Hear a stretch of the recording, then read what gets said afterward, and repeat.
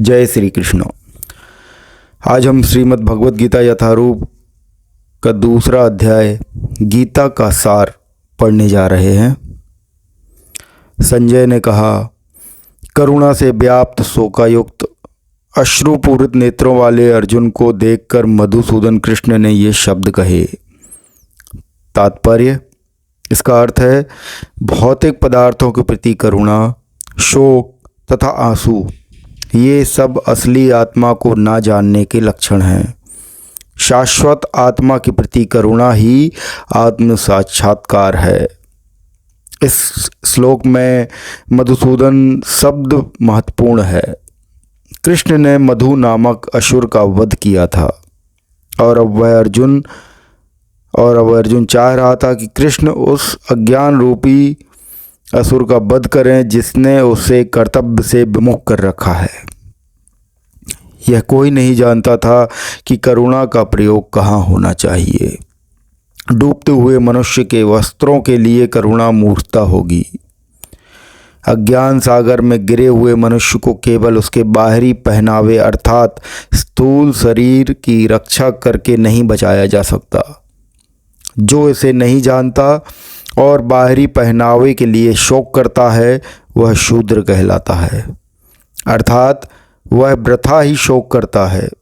अर्जुन तो क्षत्रिय था, अतः उससे ऐसे आचरण की आशा न थी, किंतु भगवान कृष्ण अज्ञानी पुरुष के शोक को विनष्ट करते हैं और इसी उद्देश्य से उन्होंने भगवद गीता का उपदेश दिया।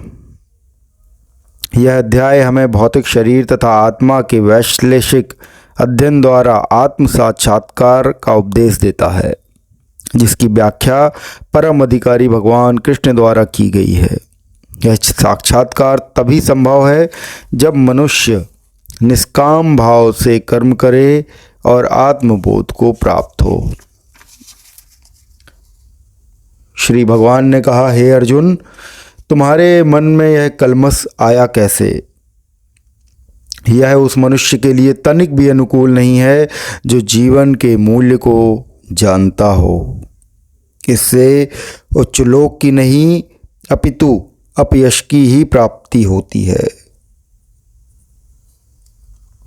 इसका अर्थ है श्री कृष्ण तथा भगवान अभिन्न हैं, इसलिए श्री कृष्ण को संपूर्ण गीता में भगवान ही कहा गया है। भगवान परम सत्य की पराकाष्ठा हैं। परम सत्य का बोध ज्ञान की 3 अवस्थाओं में होता है। ब्रह्म या निर्विशेष सर्वव्यापी चेतना, परमात्मा या भगवान का अंतर्यामी रूप जो समस्त जीवों के हृदय में है, तथा भगवान या श्री भगवान कृष्ण। श्रीमद् भगवत में परम सत्य की यह धारणा इस प्रकार बताई गई है। परम सत्य का ज्ञाता परम सत्य का अनुभव ज्ञान की 3 अवस्थाओं में करता है और ये सब अवस्थाएं एक रूप हैं।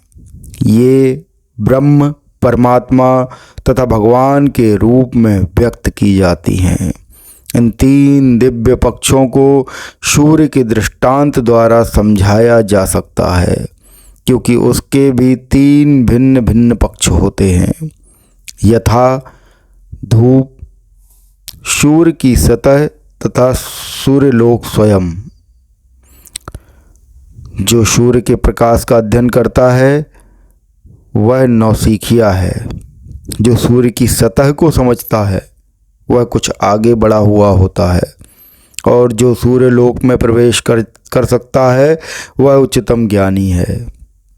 जो नौसिखिया सूर्य प्रकाश, उसकी विश्वव्याप्ति तथा उसकी निर्विशेष प्रकृति के अखंड तेज के ज्ञान से तुष्ट हो जाता है, वह उस व्यक्ति के समान है जो परम सत्य के ब्रह्म रूप को ही समझ सकता है।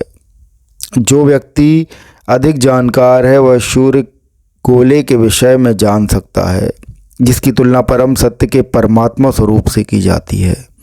जो व्यक्ति सूर्यलोक के अंदर प्रवेश कर सकता है उसकी तुलना उससे की जाती है जो परम सत्य के साक्षात रूप की अनुभूति प्राप्त करता है।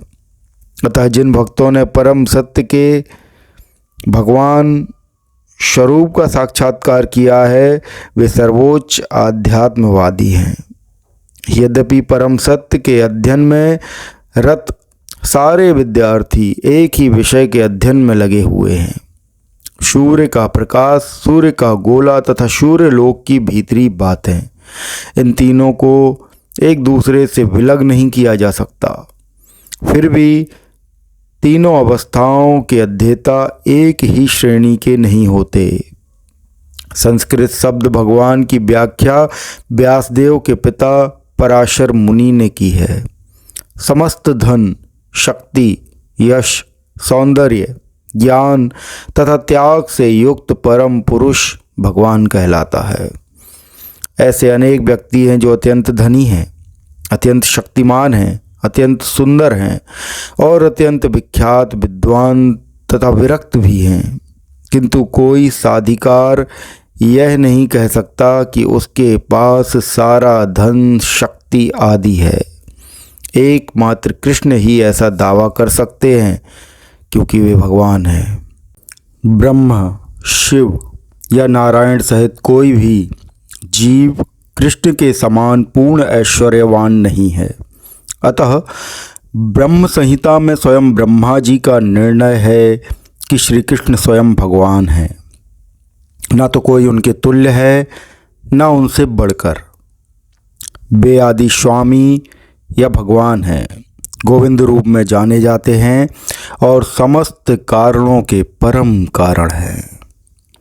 ऐसे अनेक पुरुष हैं जो भगवान के गुणों से युक्त हैं, किंतु कृष्ण परम हैं क्योंकि उनसे बढ़कर कोई नहीं है। वे परम पुरुष हैं और उनका शरीर सच्चिदानंदमय है। वे आदि भगवान गोविंद हैं और समस्त कारणों के कारण हैं।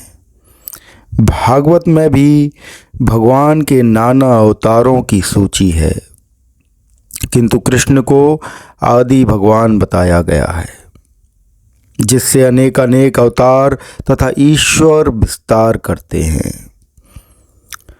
यहाँ पर वर्णित सारे अवतारों की सूचियाँ या तो भगवान की अंश कलाओं अथवा पूर्ण कलाओं की हैं, किंतु कृष्ण तो स्वयं भगवान हैं। अतः कृष्ण आदि भगवान परम सत्य, परमात्मा तथा निर्विशेष ब्रह्म दोनों के उद्गम हैं। भगवान की उपस्थिति में अर्जुन द्वारा स्वजनों के लिए शोक करना सर्वथा अशोभनीय है। अतः कृष्ण ने कुतः शब्द से अपना आश्चर्य व्यक्त किया।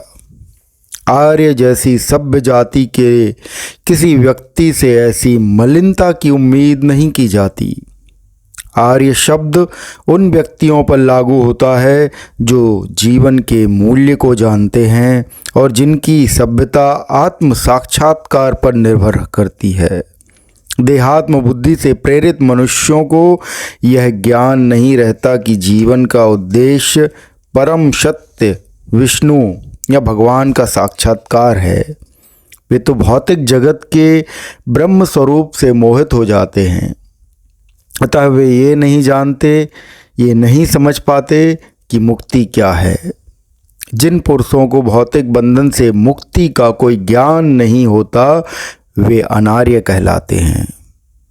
यद्यपि अर्जुन क्षत्रिय था, किंतु युद्ध से विचलित होकर वह अपने कर्तव्य से गुमराह हो रहा था।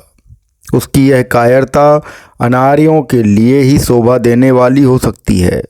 कर्तव्य पथ से इस प्रकार का विचलन ना तो आध्यात्मिक जीवन में प्रगति करने में सहायक बनता है, ना ही इसे संसार में ख्याति प्राप्त की जा सकती है। भगवान कृष्ण ने अर्जुन द्वारा अपने स्वजनों पर इस प्रकार की करुणा का अनुमोदन नहीं किया।